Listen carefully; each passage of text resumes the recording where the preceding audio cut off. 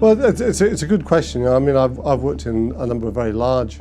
organisations, and the gender balance has always been pretty equal as far as I can recall in CSIRO and universities. So there have been a lot of female colleagues, but what happens is at the top of the pyramid it becomes more and more difficult to see women in those roles, and for a whole range of reasons in research-based organisations,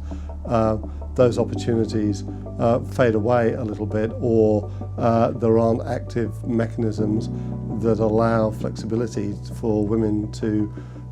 exercise their full range of talents.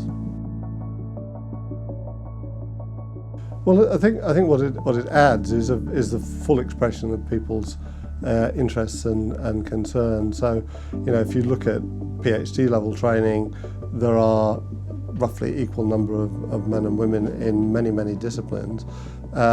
What gets crimped away a little bit is the opportunity for women to run very large laboratories, large teams of people, and to fully explore their research opportunities. And I think that's mainly because they've got a whole range of family commitments that still fall disproportionately onto women. Well, I think there are several things you can do. A, you can name it as an issue from the highest level in an organisation and say, this is something that we want to focus on. I think you can look at better practice around the world and say, is there any evidence at all that different interventions work? You can look at things like promotion schemes and ask, have we created unintended barriers for women in terms of advancing their careers? And you could ask, have we got our policies right so that as women come back from career breaks, that they've got time, and time is one of the most important resources that we all have at work, to actually resynchronize their activities back into running a major group again. And all of those things, they're all small interventions,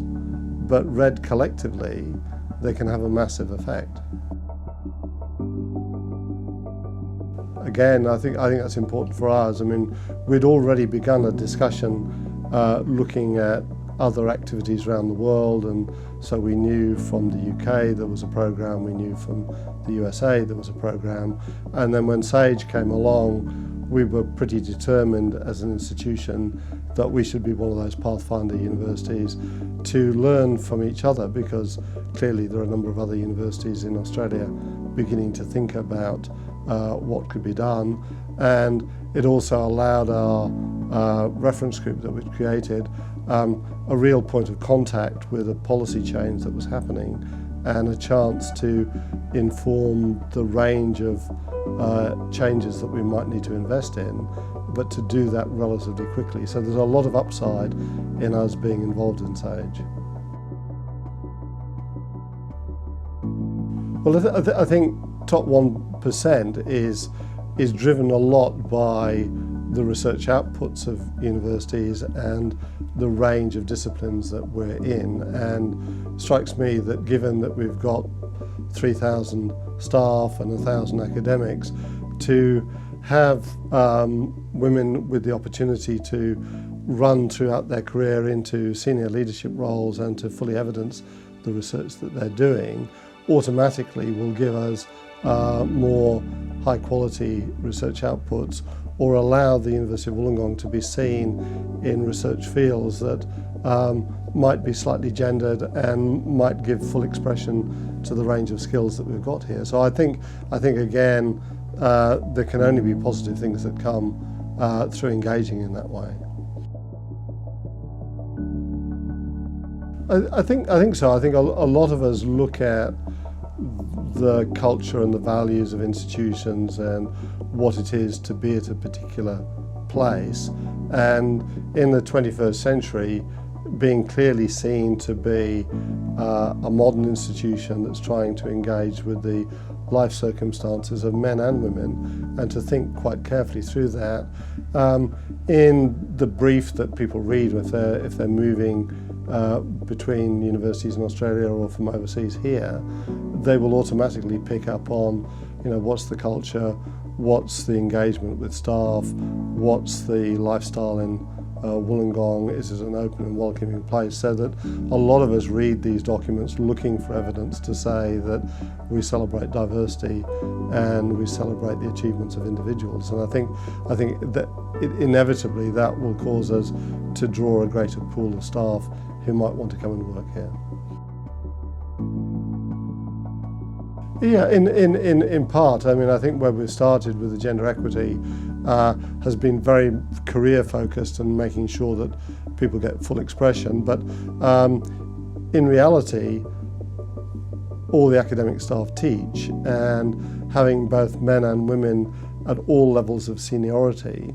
is important, because if you were a young woman in a classroom thinking all my professors are males and this is a dead end for me, that's a pretty big cultural signal that most 18 to 21-year-olds will pick up on very quickly. And so having diversity of the faces who are teaching and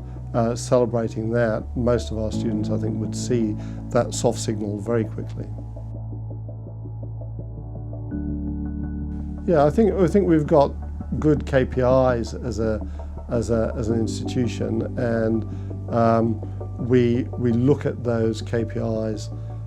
every time we meet, so that's 6 times a year at council, and so there's a measure there to do with the diversity of senior women is the measure we're looking at. Inevitably, because we're measuring that at faculty level, there are measures that then cascade back down. So I think we've actually locked into our KPI process a way of saying we've got an ambition to move in this direction, and some of the data that we can see are clearly stretch targets for any institution, let alone a university the size of Wollongong. Well, I think, you know, in as much as we can learn from other universities will learn from ours, and so I think being part of SAGE allows us to share better practice across institutions. Clearly, we are at all sorts of levels linked into Universities Australia, and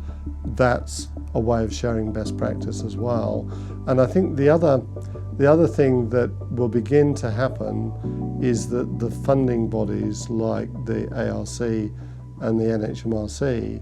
will want to see that universities have been purposeful in thinking through how they deal with gender issues, and inevitably we may well find a time when some of the resource distribution is actually contingent on having effective policies in place, and that's something that I think being part of this process for Wollongong is truly important. Yeah, so we've made a very deliberate move into both SAGE and also looking at other national benchmarks like Employer of Choice, and so we have those accreditations, and again,